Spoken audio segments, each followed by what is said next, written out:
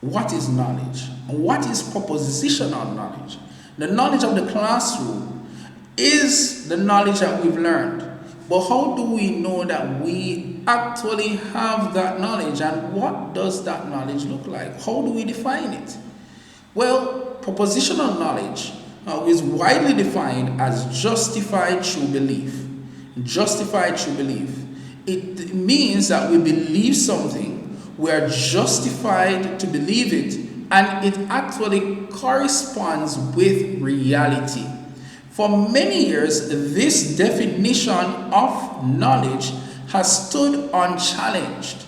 Not since recent times have several challenges been brought forward. But let us inspect what justified true belief looks like in an ideal setting. Say, for example, I believe that there is a tree at the end of my driveway, but there really is no tree at the end of my driveway. According to justified true belief, then I do not possess knowledge that there's a tree at the end of my driveway because it does not correspond with reality. But let's look at another scenario.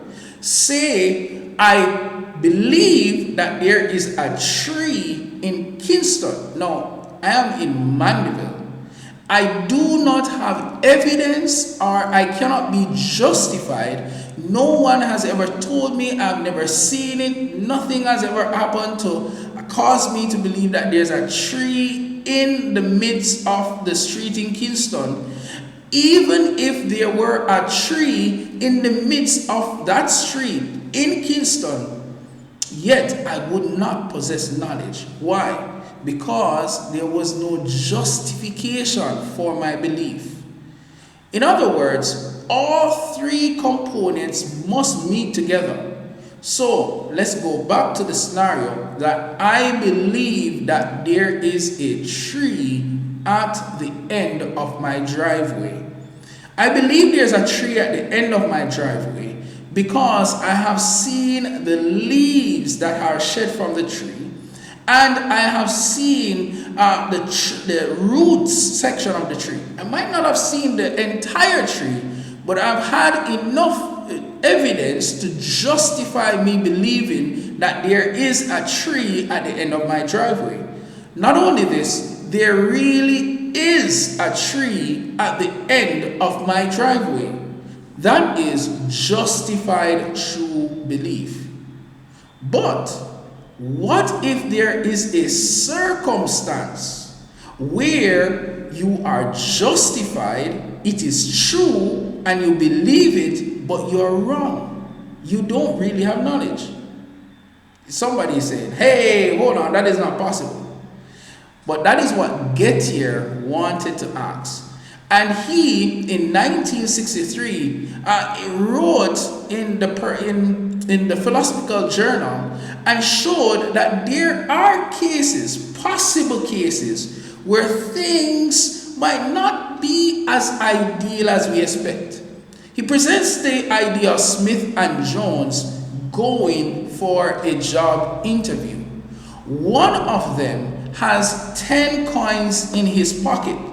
And what happens is that the other is allowed to count those 10 coins that are in the other's pocket.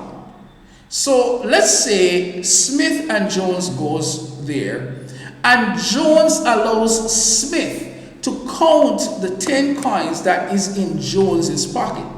Then Jones goes into the interview, and some leading person in the company comes out and tells Smith that Jones will get the job. Jones is justified in believing that, Smith rather, is justified in believing that Jones will get the job. And the fact that he believes that Jones will get the job, he also recognizes that Jones has 10 coins in his pocket.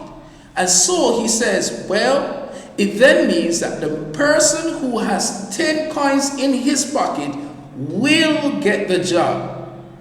Smith then goes into the interview.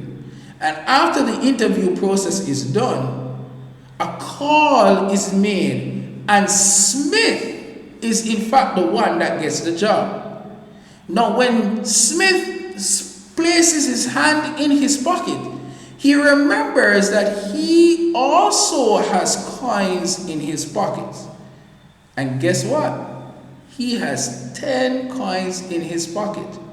So in fact, the man with 10 coins in his pocket does get the job. But Smith did not believe he would get the job. Does he really possess knowledge? Now, Gettier argued that Smith did really have knowledge because he did not think that he would be the one getting the job. The Gettier problems have expanded their scope in recent years, not only to speak to the specific problems that are identified as Gettier, but to all other cases that challenge the definition of propositional knowledge. And so, as we try to modify cases to accommodate the different Gettier cases, more cases came to the fore that could be shown to defy the definition of propositional knowledge. In a sense, propositional knowledge is very difficult to define because of the fact that there can be exceptions to the rule. But this is a very important concept to think about. Rules, many times, especially when it comes to our human definitions, often have exceptions. And if we were to try to invent a definition to accommodate all our exceptions, there's a very good chance we would not have a nice, easy, general definition. Personally, I think that justified true belief actually covers propositional knowledge very adequately. Yes, there can be exceptions to this general rule, and when that happens, then we can look deeper into how we can accommodate this. But I'll give you the example of the theory of relativity and the laws of motion. Einstein's theory of relativity reveals that the laws of motion are only valid for speeds slower than the speed of light.